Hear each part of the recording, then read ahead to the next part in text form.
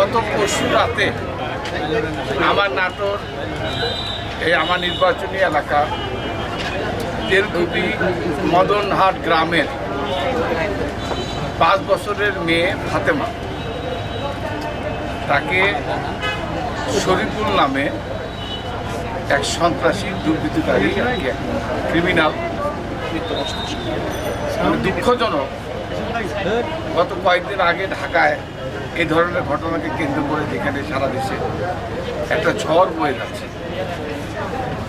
এই অবস্থায় আজকে এই নাটোরে এই ধরনের ঘটনা অত্যন্ত দুঃখজনক, অত্যন্ত একটা পরিতাপের বিষয়। এটা নাটোরের ইতিহাসে এরকম ঘটনা ইতিপূর্বে ঘটে না। আমি নাটোরের এখানে জেলা প্রশাসক আসফা শাহিন এবং আমাদের শরীফুল হক সাহেব আছেন, আমি তাদেরকে ধন্যবাদ জানাই, কৃতজ্ঞতা জানাই যে এই অভিযুক্ত মানে যে আক্রান্ত হয়েছে ফাতেমা, তার পরিবার এত নিরীহ গরিব, তারা অভিযোগ করার সাহস বা ক্ষমতা তাদের নাই। এটা সোশ্যাল মিডিয়ার মাধ্যমে আমাদের নাটোরের সুযোগ্য ওসি জেলা পুলিশ সুপার ওনারা নিজেরাই গত পরশু রাতের ঘটনা ঘটলেও গতকালকে ক্রিমিনাল যে ওর নাম হচ্ছে শরীফুল এবং 42 বছর বয়স, ইতিপূর্বে এরকম আরও দুই একটা ঘটনার সঙ্গে সে জড়িত ছিল, তাকে গ্রেপ্তার করেছে। এবং আমি এই বাচ্চাকে দেখলাম, তার মায়ের তার নানির আহাজারি কান্না, এটা দুঃখজনক। আমি নাটোরের জেলা প্রশাসক এবং পুলিশ সুপার সহ আমার সাংবাদিক ভাই বোনেরা আছেন, আমি অনুরোধ করি এই ঘটনার সঙ্গে যারা জড়িত, আমরা চাই আমাদের প্রধানমন্ত্রী তারেক রহমান সাহেবও উনি ইতিপূর্বে পদক্ষেপ নিয়েছেন। আপনারা জানেন যে ঢাকায় এই ধরনের একটা ঘটনাকে কেন্দ্র করে একটা উত্তেজনাকর পরিস্থিতি হয়েছিল।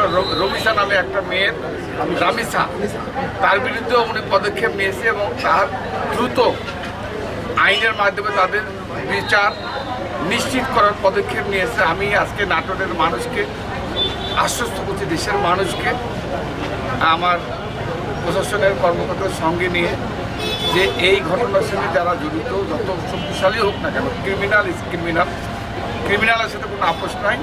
অলরেডি যেহেতু ক্রিমিনাল গ্রেপ্তার হয়েছে এবং দ্রুত, এবং তার পরিবার থেকে তাদের দাবি, তাদের আর্থিক তারা সাহায্য চায়, আমাদের জেলা প্রশাসক সাহায্য করতে চেয়েছে, তাদের দাবি হচ্ছে আমাদের অর্থ দরকার নেই, আমরা চাই জাস্টিস। আমি আপনাদের মাধ্যমে আশ্বস্ত করছি, এই ক্রিমিনাল যত বড় শক্তিশালী হোক না কেন, তার বিরুদ্ধে তাকে গ্রেপ্তার করা হয়েছে এবং দ্রুত চার্জশিট বা আইনগত যে সমস্ত বিষয়গুলো আছে আমরা অতি দ্রুত, এবং যেভাবে ঢাকার রামিসার ক্রিমিনালের বিরুদ্ধে দ্রুত ব্যবস্থা গ্রহণ করা হচ্ছে, আমরা নাটোরের প্রশাসক আমরা সবাই মিলে এই ক্রিমিনালের বিরুদ্ধে দ্রুত ব্যবস্থা গ্রহণ করে জাস্টিস, যেটা বিচার, আইনের আওতায় যেটা বিচার বলে, তা কার্যকর করার জন্য সর্বোত্তম পদক্ষেপ আমরা গ্রহণ করি।